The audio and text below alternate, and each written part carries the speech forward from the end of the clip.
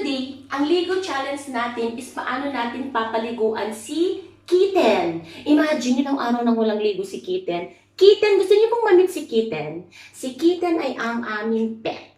So, ready na kayo? Say hi to Kitten! Say hi to Kitten, guys. Ito po si Kitten. Apo, si Kitten po ay isang isda. Yun po ang napakaliwanag. Si Kitten po ay isang isda. Bakit? Hindi na po ba pwedeng pangalanan ng kitten ng isang isda? Well, iba po kami dito sa aming bahay. Ang kitten po namin ay isang isda. Meet Kitten! So guys, na-challenge ko po yung self ko paano ko po siya papaliguan nang hindi po mababawasan ang kanyang hangin sa kanyang lungs. Kasi hindi naman siya pwedeng maghahaha. So, let's go! So first mga kapatid, kailangan nating isipin ang safety ni Kitten. Siyempre, kailangan may water pa rin yung ating place kung saan natin siya i-transfer, diba? So, ayun siya. Dito po natin muna ito-transfer si Kitten temporarily habang nililinisan natin ang kanyang bahay. Ayan. So, si Kitten po kasi very sensitive. 2 days na po siyang may sipon. 2 days na po siyang may sipon. Iniisip ko po kung dadalhin ko po sa vet. Kaya awang-awa po ako. Ang sipon po niya ay napakalala na po. Kaya kailangan ko na pong linisan ang kanyang bahay. So, gagawin ko mga kapatid is by my hand siguro. In a bit, kailangan natin gawin to ng napakabilis lamang para hindi po siya mawalan ng hangin dahil may sipon po. May pneumonia na rin yata si Kitten. So, kakaunin ko siya. Yan.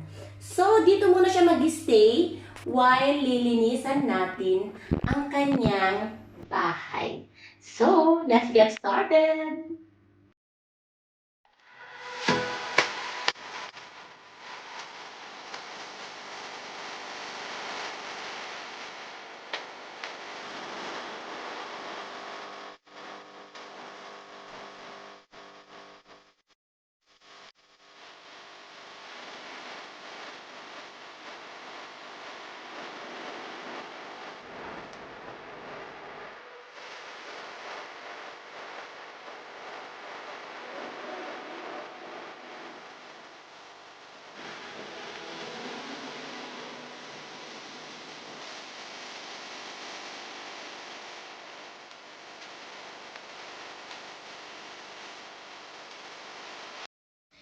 Today, bibigyan din po natin ng break si Kitten sa kakalangoy.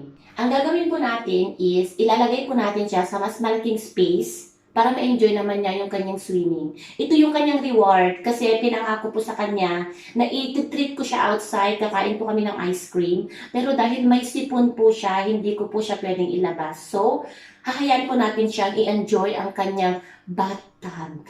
Sa kanyang pagligo, i-enjoy po niya ito. So, let's go. Yan.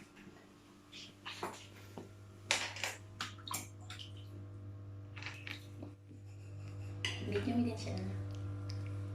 Ayan.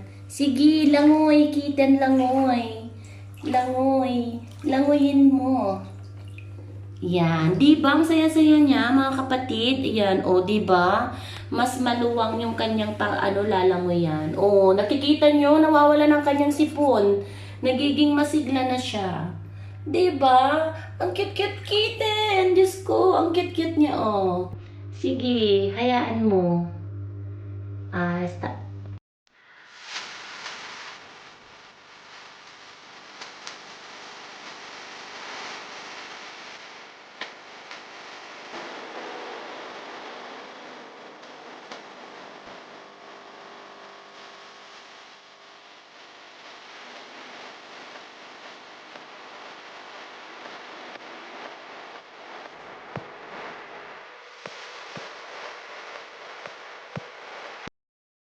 So after 2 hours na paglangoy-langoy at in-enjoy ni Kitten ang kanyang pagligo. Awang-awa ako, wala talaga siyang kaligo-ligo ng ilang araw. So ngayon, after 2 hours na, kailangan na natin siyang ahunin, baka lagnatin.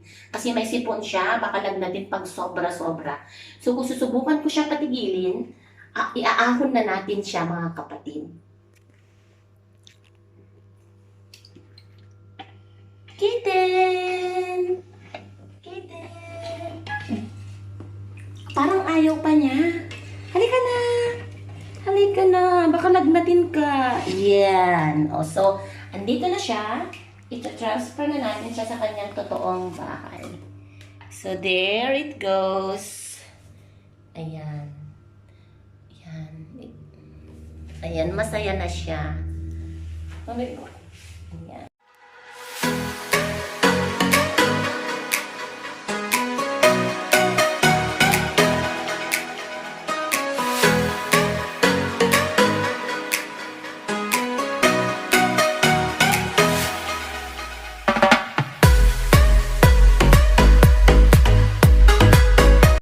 Dahil po nag-behave si Kitten, behave na behave, papakainin na po natin siya, pero kailangan din natin i-check yung mga kailangan niyang mga sustansya sa katawan para healthy siya.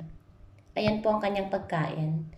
Fish food ni Kitten. Yan, papakainin natin siya. Kasi nag-behave siya ng bonggang-bongga. Ayan, ito po yun.